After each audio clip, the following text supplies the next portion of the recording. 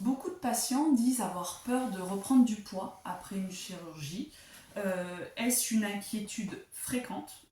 Valérie, peux-tu nous dire pourquoi cette peur est présente Oui, chez beaucoup de patients? oui, alors c'est effectivement une peur très fréquente, présente, normale aussi. D'abord, si on revient à l'origine de l'acte chirurgical et de la décision, c'est bien parce qu'il y avait une souffrance du poids, par le poids. Donc, une fois qu'on a enlevé ce poids, il est tout à fait logique et humain, ça serait inconscient de ne pas avoir peur de reprendre ce poids. Alors, que ce soit la peur de reprendre ce poids ou comme on le voit souvent sur les zooms, la peur est nécessaire. Il n'est pas question d'éliminer la peur, voilà, parce qu'elle est un garde-fou. Si on a peur de quelque chose, on va développer des mécanismes de défense, des stratégies qui vont justement nous servir. Là, l'idée, ce qui est important, c'est de bien faire la différence dans le degré de la peur. La peur, elle commence petite peur et l'autre bout de l'échelle, c'est l'angoisse. Donc, est-ce qu'on est sur une peur normale ou est-ce qu'on est sur une angoisse, un stress qui va être même paralysant? C'est ça l'idée. L'important, c'est d'évaluer un petit peu où on est. Parce qu'avoir peur, c'est normal, mais être paralysé par cette peur, par l'angoisse, en fait, ce n'est plus de la peur, là, ça devient de l'angoisse. Et l'angoisse nous paralyse dans le sens où ce n'est plus rationnel. Notre système intellectuel ne marche plus, on redescend à un niveau émotionnel, on est transi de peur et c'est là où on fait n'importe quoi. C'est là où apparaissent les comportements de privation extrême, qui après qui dérèglent le système, y compris les hormones, et qui font flamber la faim, l'envie, la faim émotionnelle. Donc voilà.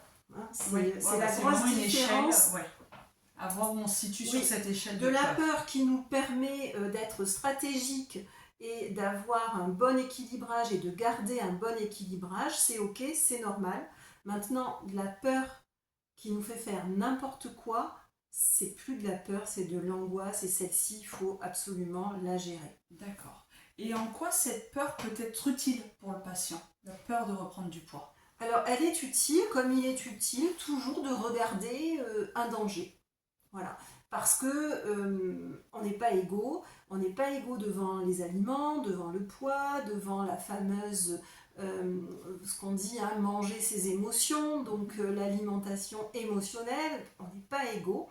Et quand on en arrive à la chirurgie bariatrique, c'est que forcément il y a eu un glissement, il y a eu une perte de contrôle.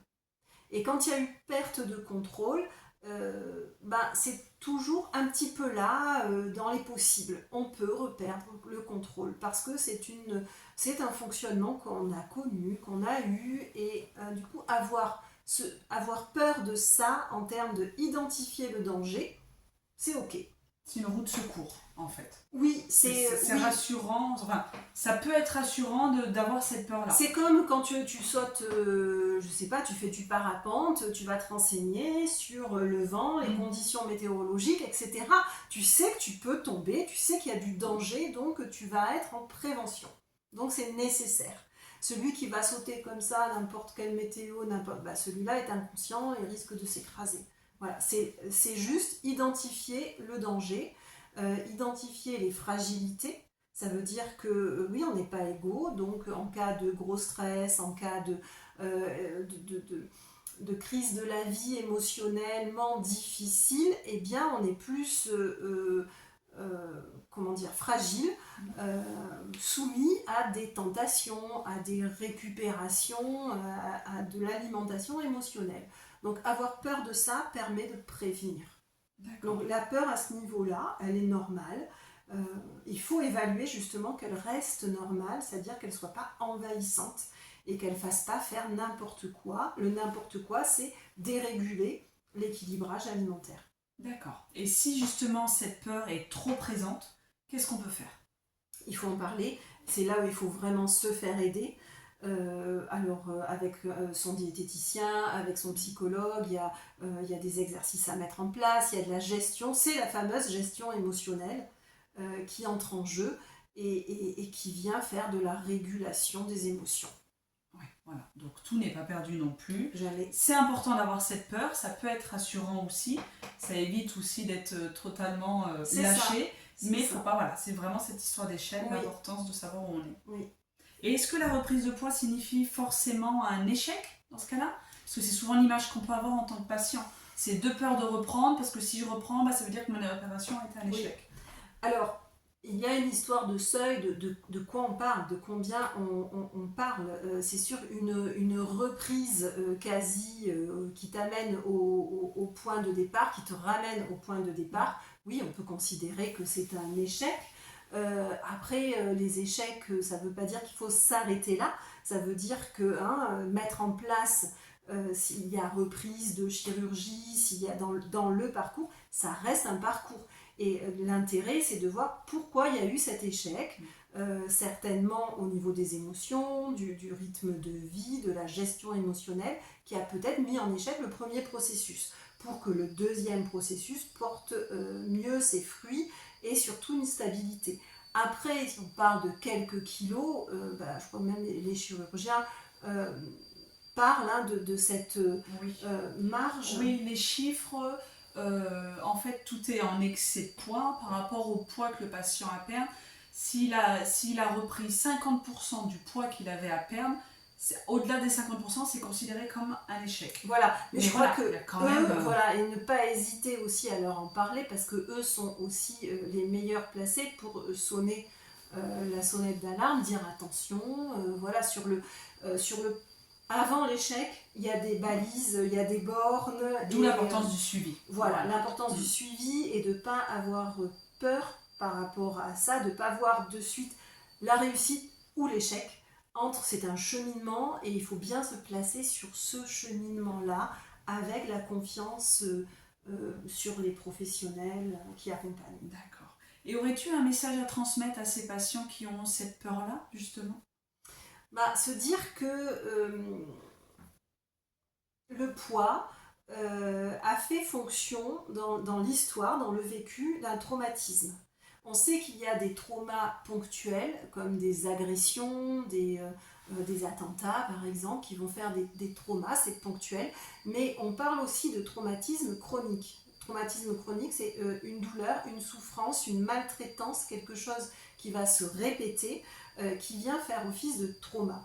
Et la douleur, la souffrance face au poids répété, elle agit comme un véritable trauma. Donc quand on est traumatisé par quelque chose, là en l'occurrence le surpoids, il est tout à fait normal d'avoir cette peur. C'est plus fort que nous, c'est plus fort que la personne qui a cette peur-là. Et il faut en parler pour désamorcer, pour faire le point. Il y a souvent des vécus d'humiliation, il y a souvent des vécus de honte, il y a une souffrance intime souvent qui est vécue seule, dans une certaine solitude.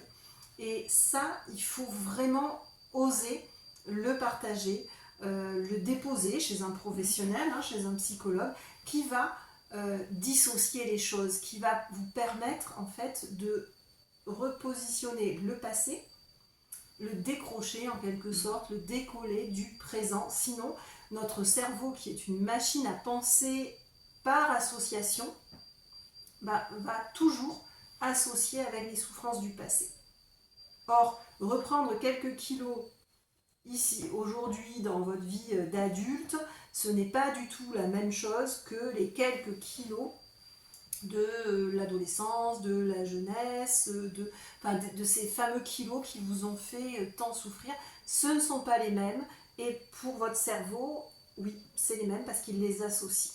Donc le travail psy, ça va servir de dissociation, et quand on dissocie, on récupère de l'énergie, on récupère du psychisme, des forces psychiques pour travailler sur le aujourd'hui. Donc le suivi, le suivi, le suivi. Le suivi est nécessaire.